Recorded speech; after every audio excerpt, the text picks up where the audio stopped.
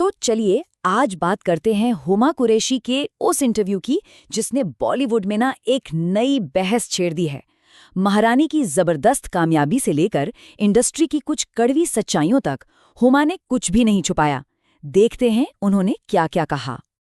अच्छा, जब से महारानी का ट्रेलर आया था, एक सवाल सबके दिमाग में घूम रहा था। क्या ये कहानी राबड़ी देवी की है? मतलब बिहार की पॉलिटिक्स, एक महिला का अचानक से चीफ मिनिस्टर बन जाना। कनेक्शंस इतने साफ थे कि लोगों ने अंदाजे लगाने शुरू कर दिए। पर क्या इन बातों में कोई सच्चाई है? लेकिन देखिए, हुमा कुरैशी ने खुद इन सारी अटकलों को खत्म कर दिया। उनका साफ साफ कहना है कि भाई ये कहानी वो नहीं है जो लोग समझ रहे हैं। तो फिर सवाल ये उठता है कि अगर ये राबड़ी देवी की कहानी नहीं है तो महारानी की असली इंस्पिरेशन है क्या? तो हमारा पहला सेक्शन है महारानी, सच या फसाना। आइए जानते हैं शो की असली कहानी क्या है। हुमा ने इस शो को एक बड़ा इंटरेस्टिंग नाम दिया है, पॉलिटिकल फैंटेसी फिक्शन। मतलब ये राजनीति पर तो बेस्ड है, लेकिन है पूरी तरह से फिक्शन। वो कहती हैं कि सिर्फ इसलिए कि किरदार बिहार से है, लोगों ने झट से उसे एक असली इंसान से जोड़ दिया, जबकि कहानी का मकसद वो था ही नहीं।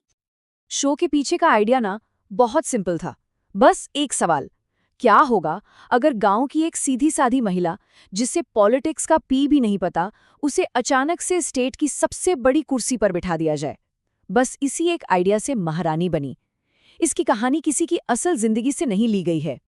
चलिए अब दूसरे सेक्शन पर आते हैं, हीरोइन की असली लड़ाई। अब बात करते हैं बॉलीवुड के उस स्ट्रगल की जो कैमरे के पीछे चलता है।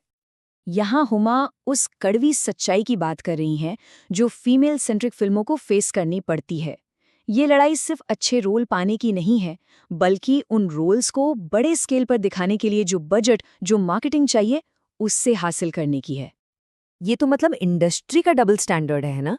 हीरो की फिल्म किसी भी जॉनरा की हो, उस पर भरोसा किया जाता है, पैसा लगता है। लेकिन जैसे ही हीरोइन की फिल्म की बात आती है, बजट कम हो जाता है, सवाल उठने लगते हैं। हुमा का सवाल बिल्कुल सही है कि जब आप हीरोइन वाली एक्शन फिल्में बनाते ही नहीं, तो ये कैसे कह सकते हैं कि वो चलती नहीं है? और ये जो स्टेटमेंट है ना, ये अपने आप में सब कुछ कह देता है। हुमा का मैसेज एकदम क्लियर है। वो सिर्फ हीरो की कहानी में एक साइड कैरेक्टर बनकर नहीं रहना चाहती, वो अपनी एक पहचान बनाना चाहती हैं, एक ऐसा काम करना चाहती हैं जिसे देखकर कोई ये ना कहे कि इन्होंने तो सिर्फ हीरो के लिए पराठे बनाए। अब आते हैं तीसरे सेक्शन पर, भाषा का असली संकट। और ये हिंदी फिल्म इंडस्ट्री का एक और बड़ा अजीब सा सच है। हुमा यहाँ एक बहुत इंटरेस्टिंग कंपैरिजन करती हैं। देखिए, साउथ इंडिया या पंजाब के एक्टर्स अपनी भाषा, अपनी बोली को बड़े गर्व से बोलते हैं। लेकिन एक वक्त था जब यूपी बिहार के लोग अपनी ही बोली जैसे अवधी या भोजपुरी बोलने में शर्माते थे। क्यों? क्योंकि उसे गंवार या अनकूल समझा जाता था। और यहीं पर तो असली आयरनी है। नाम है हिंदी फिल्म इंडस्ट्री, लेकिन सेट पर माहौल पूरा इंग्लिश वाला होता है। स्क्रिप्ट इंग्लिश में, बातें इंग्लिश में। हुमा का सवाल जायज़ है, अगर आप अपनी ही भाषा में कंफर्टेबल नहीं हैं, तो आप हिंदी ऑडियंस के लिए फिल्में बना कैसे रहे हैं? और नतीजा, कई एक्टर्स की ना तो हिंदी अच्छी होती है, ना ही इंग्लिश। तो अब चलते हैं हमारे चौथे सेक्शन पर। कैसे बनी रानी भारती? हुमा को ये आइकॉनिक रोल मिला कैसे? कहानी उतनी सीधी नहीं है जितनी लगती है। शायद ये सुनकर थोड़ी हैरानी हो कि आज जिस रानी भारती के किरदार के लिए हुमा की इतनी तारीफ होती है, उसके लिए वो पहली पसंद थी ही नहीं। असल में स्टूडियो को उनकी कास्टिंग पर काफ़ी डाउट था।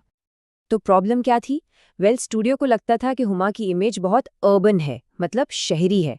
उन्हें लग रहा था कि दिल्ली में पली बड़ी एक मॉडर्न एक्ट्रेस बिहार के एक गांव की महिला का रोल ठीक से कैसे निभा पाएगी। लेकिन हुमा ने इस डाउट को एक चैलेंज की तरह लिया। उन्होंने ठान लिया कि ये रोल तो करके ही रहना है। और फिर आया वो दिन, लुक टेस्ट का दिन, जिसने सारा खेल ही पलट दिया। जरा सोच कर देखिए, एक मामूली सी सिंथेटिक साड़ी, पैरों में रबड़ की चप्पलें और मांग में गहरा नारंगी सिंदूर। जैसे ही हुमा इस लुक में सामने आई, सारे डाउट्स, सारे शक एक पल में खत्म हो गए। उस लम्हे में हुमा कुरैशी थी ही नहीं, वहां सिर्फ और सिर्फ रानी भारती थी। तो हुमा की इन सारी बातों से एक चीज तो बिल्कुल साफ हो जाती है, ये जो असली लड़ाई है ना, ये स्टारडम के खिलाफ नहीं, बल्कि अच्छी कहानियों के लिए है। ये लड़ाई है उन दमदार कहानियों को वो बड़ा मंच और बजट दिलाने की, जिसकी वो हकदार हैं, फिर चाहे उनका चेहरा कोई भी हो। और आखिर में ये सब हमें एक बहुत बड़े सवाल के सामने लाकर खड़ा कर देता है। क्या बॉलीवुड कभी सितारों की इस चकाचौंध से आगे बढ़कर सिर्फ और सिर्फ कहानी की ताकत पर यकीन कर पाएगा? इसका जवाब तो खैर आने वाला वक्त ही देगा।